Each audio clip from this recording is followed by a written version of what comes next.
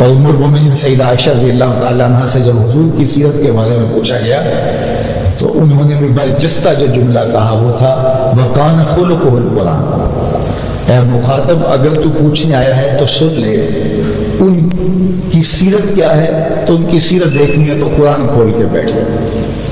قرآن کے بتائے ہوئے اسلوب کے مطابق ان کی زندگی ہے۔ قرآن کی تھیوری کا اگر تم نے پریکٹیکل دیکھنا ہے تو وہ ذات رسالت محمد صلی اللہ علیہ وسلم کی حیات طیبہ ہے۔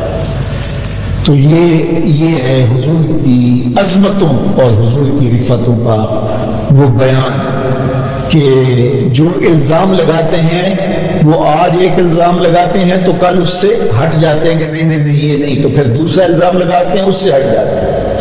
تو آج بھی دنیا کے اوپر جو الزام حضور علیہ السلام کی ذات پہ لگاتے ہیں تو ان کی آپس گفتگو کے اندر تضاد ہے، کوئی کچھ بول رہا ہے کوئی کچھ بول رہا ہے۔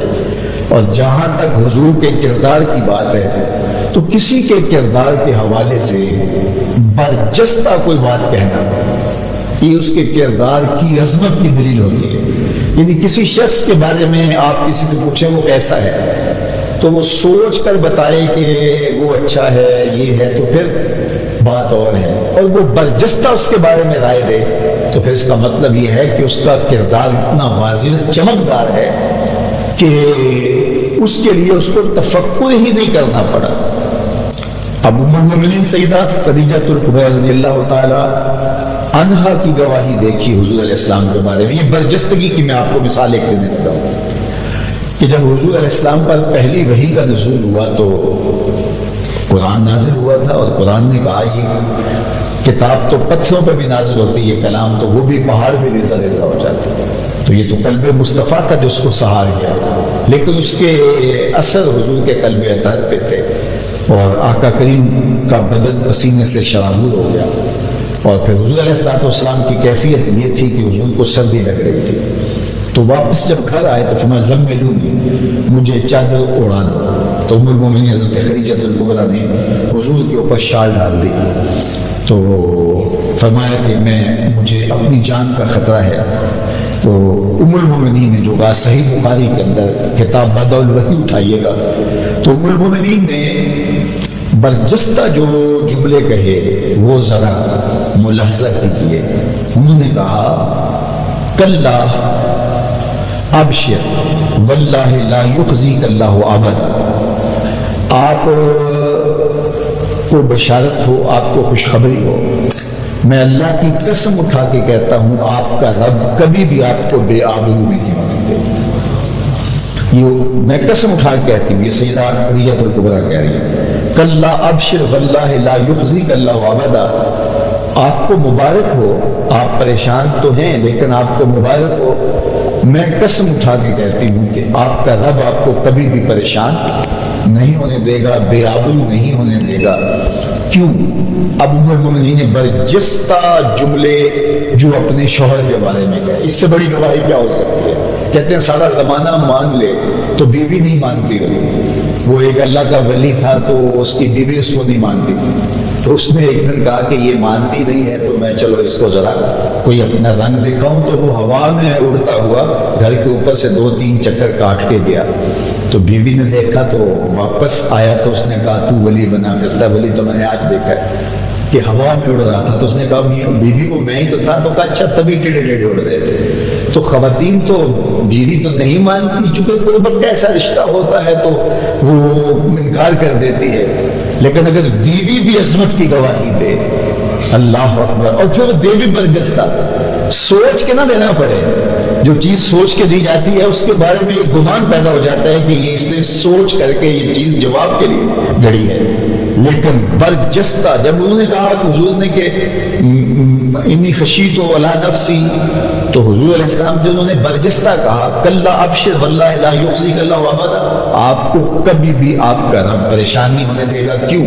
انک لتصل الرحم، آپ صلہ رحمی کرتے ہیں، رشتہ داروں کے ساتھ اچھا سلوک کرتے ہیں،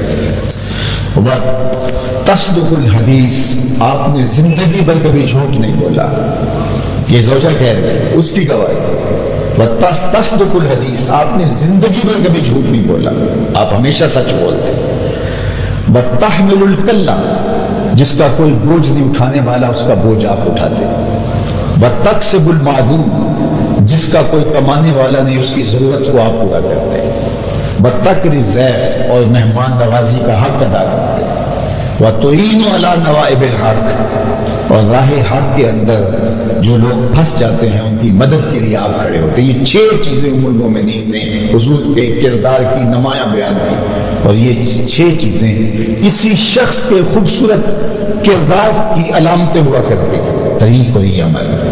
تو کہا انک لتصل الرحم، آپ صلہ رحمی کرتے ہیں، آپ کا یہ وصف نمایاں وصف ہے۔ دوسری بات انہوں نے کہی حضرت ام المومنین نے، وتصدق الحدیث، آپ ہمیشہ سچ بولتے ہیں، کبھی زندگی میں جھوٹ نہیں بولا۔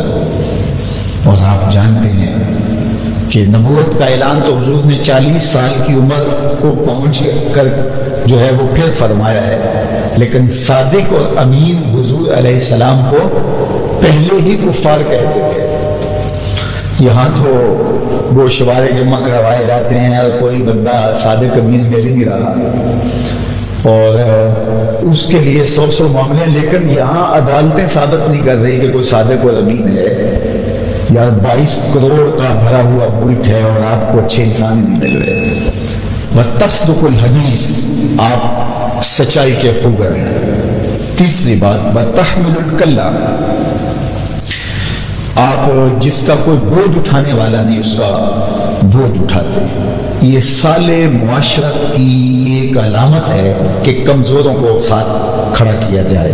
ہر شخص 1 سال میں ایک بندے کو اپنے ساتھ کھڑا کر لے تو مجھے بتائیے گا کہ معاشرہ کس قدر جو ہے وہ آگے بڑھے گا۔ لیکن اب تو ہوتا یہ ہے کہ ہم جو ہے وہ چھپا رہے ہوتے ہیں کہ کسی اور کو پتہ نہ چل جائے اور کوئی خیر حاصل نہ کرتے۔ تو لوگوں کا بوجھ اٹھانا، لوگوں کو ساتھ کھڑا کرنا، لوگوں کی مدد کرنا، لوگوں کی نصرت کرنا، یہ حضور کا طریق تھا۔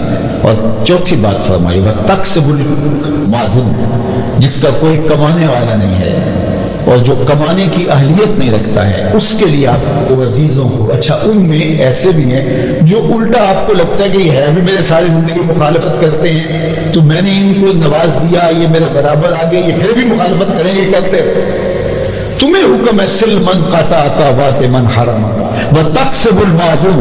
یہ حضور علیہ السلام کا چوتھا وصف ہے جو ام المومنین بیان کرتے ہیں۔ اتنا ستھرا انسان، اتنا پاکیزہ انسان جو معاشرے کے لیے اتنا نافع ہے۔ اور پھر 5ویں چیز ارشاد فرمائی، وتکری الضیف، اور مہمانوں کو کھانا کھلانا، یہ آپ کا مزاج ہے۔ یہ 5واں وصف ہے۔ مہمان آئے تو خوشی، چاو چڑھ جائے کہ مہمان آ گئے۔ یہ نہیں ہے کہ مہمان اپنی قسمت کا رزق تمہارے دسترخوان پہ کھاتا ہے اور ثواب تمہیں دے کے جاتا ہے، اور جب آتا ہے تو رحمتیں لے کے آتا ہے، جب جاتا ہے تو برکتیں چھوڑ کے جاتا ہے۔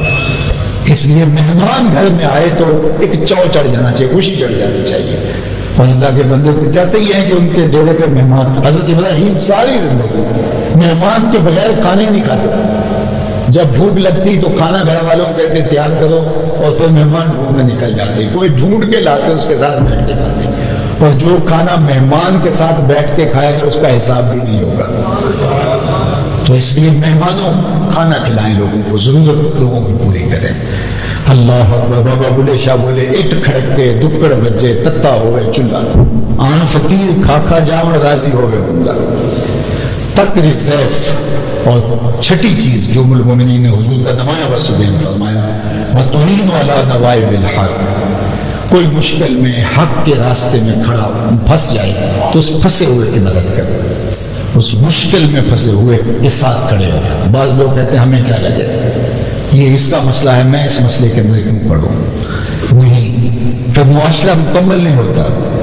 جب آپ کسی کو اس کے حال پہ چھوڑ دیں، وہ ہو بھی سچ پر اور حق پر، آپ کے میں اس کا ساتھ کیوں دوں، تو پھر معاشرہ جدا رہ جاتا ہے، اور خیر کی قوتوں کی حوصلہ شکنی ہوتی ہے اور شر کی حوصلہ افزائی ہوتی ہے۔ تو یہ 6 وصف ہیں ایک اچھے انسان کے۔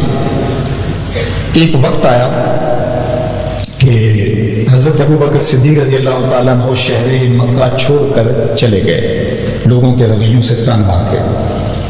تو ابن الدغنہ وہ کفار کا ایک بہت بڑا سردار تھا، وہ رستے میں ملا تو کہا کدھر جا رہے ہو؟ کہا کہ مکے والوں نے جو ظلم و ستم ڈھائے ہیں تو مجھے تو اب یہاں نہیں رہنا۔ تو اس نے کہا کہ میں آپ کو امان دیتا ہوں، آپ جو ہے وہ دوبارہ مکے آ جائیں۔ اور آپ نے کہا نہیں میں مکے نہیں آؤں گا۔ تو اس نے کہا آپ جیسے لوگ اگر مکے میں نہیں رہیں گے تو مکہ تو ویران ہو جائے گا۔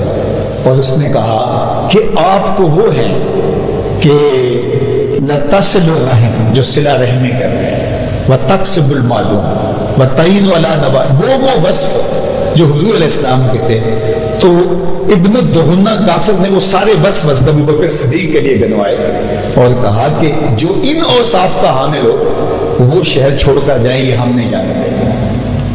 بعض بات ہوتا ہے کہ کوئی ظالم بستی میں بستا ہے اور وہ کسی غریب کو یا کسی شریف آدمی کو تنگ کرتا ہے تو وہ مجبور ہو کے گاؤں چھوڑ جاتا ہے، شہر چھوڑ جاتا ہے کہ یہاں عزت نہیں ہے، تو لوگ خاموش ہو جاتے ہیں۔ خاموش کیوں ہو جاتے ہیں کہ آپ اس سے ٹکر کیوں دیں؟